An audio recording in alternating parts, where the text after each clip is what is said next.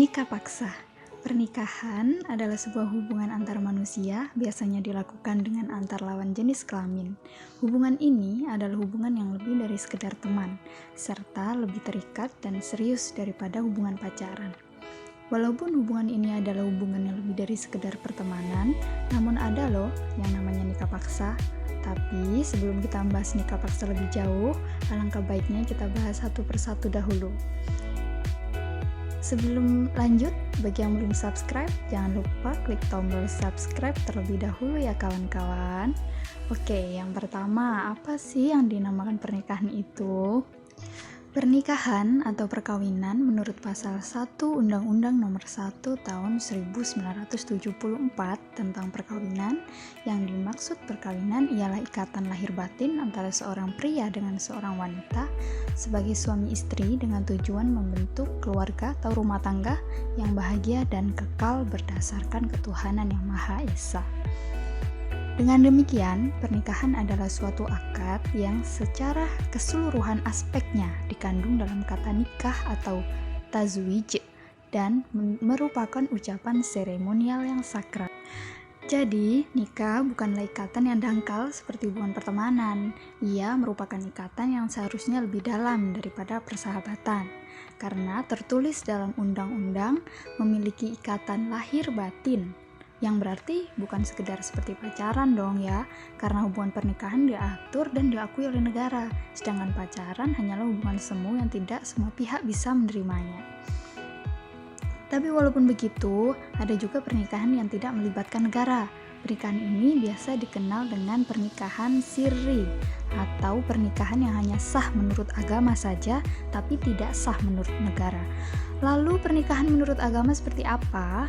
Dalam Fathul Wahhab karya Syekh Zakaria Al-Ansori dijelaskan bahwa nikah secara bahasa bermakna berkumpul atau bersetubuh, dan secara syarak bermakna akad yang menyimpan makna diperbolehkannya bersetubuh dengan menggunakan lafaz nikah atau sejenisnya.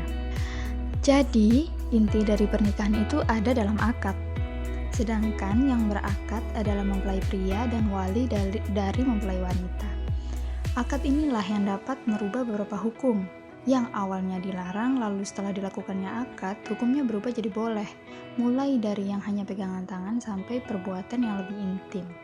Hubungan pernikahan inilah satu-satunya hubungan dengan lawan jenis yang dianggap legal oleh agama, sedangkan hubungan seperti pacaran cenderung dianggap ilegal karena berpotensi membuat seseorang mendekati perzinahan, apalagi hubungan seperti FWB, sugar daddy or sugar baby. Jelas hubungan seperti ini sangat dilarang ya kawan. Lalu bagaimanakah kita menanggapi nikah paksa?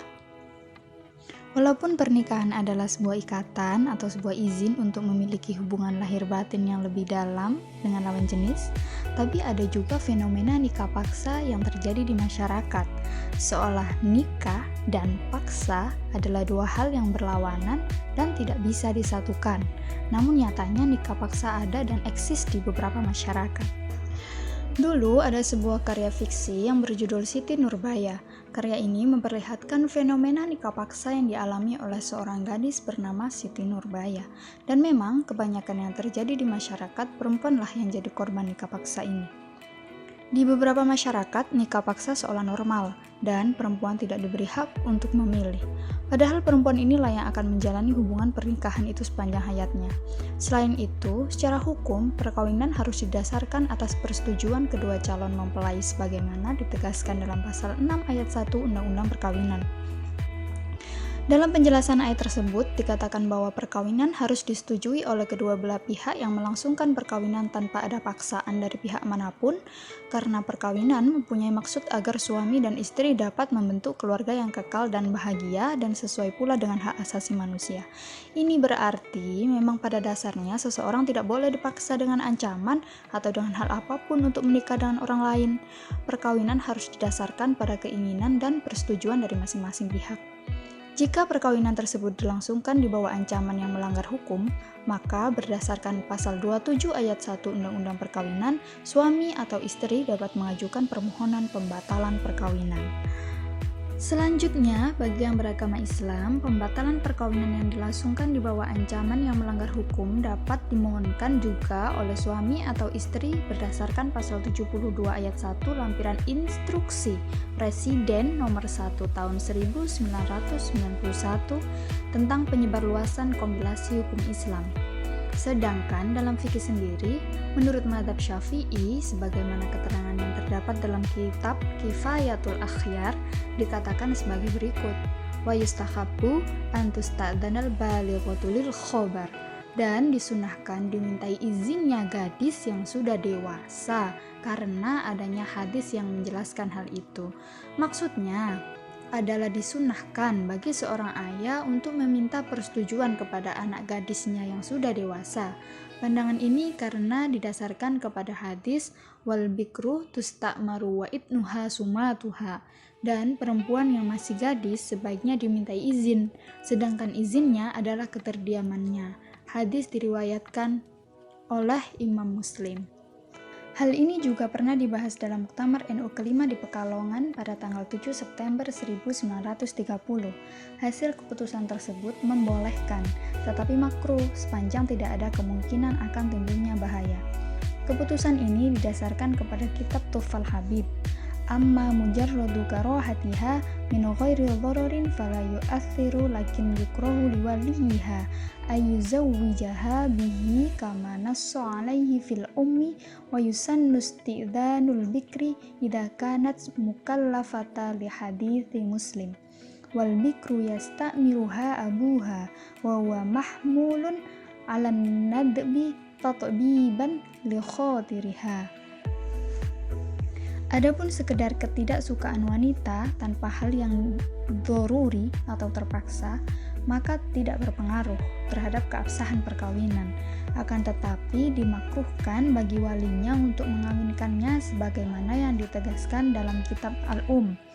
Disunatkan meminta izin kepada perawan jika memang sudah dewasa berdasarkan hadis Muslim.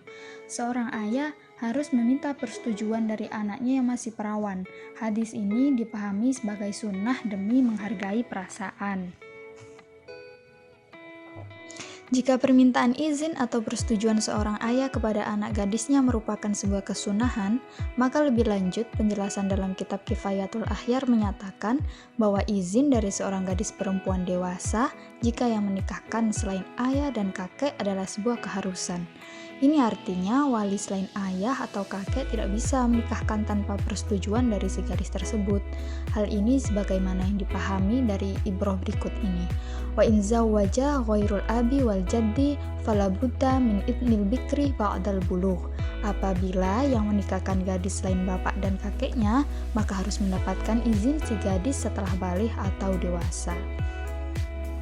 Jadi seperti itu ya teman-teman. Kalau kalian setuju atau tidak setuju dengan pernikahan paksa, tulis komentar kalian di kolom komentar ya. Jika kalian suka dengan pembahasan kami, silakan like dan bagikan di media sosial kalian. Sampai jumpa.